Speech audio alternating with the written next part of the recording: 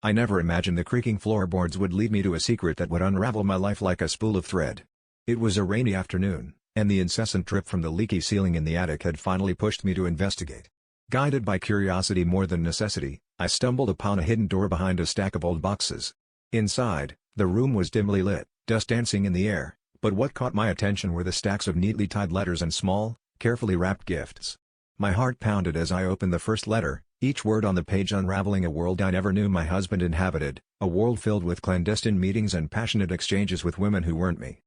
The realization hit me like a sledgehammer. I was living in a facade, the walls of my marriage just a thin veneer over a life teeming with secrets. Each letter was a confession, a raw testament to my husband's other life.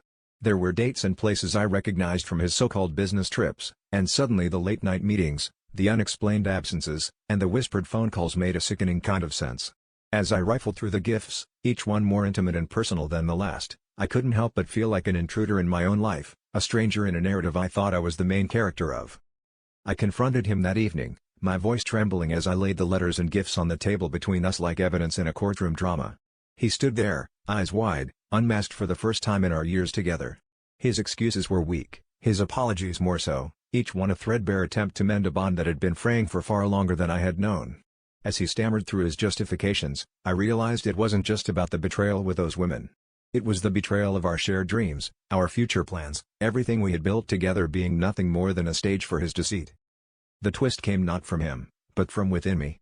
As I listened, a quiet clarity settled over me, a realization that my love for him had been eroded not just by his actions but by my own fears and insecurities.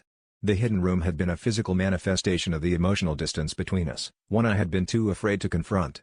In that moment, I understood that the real conflict was not with him, but within myself, my struggle to hold on to something that had long since slipped away.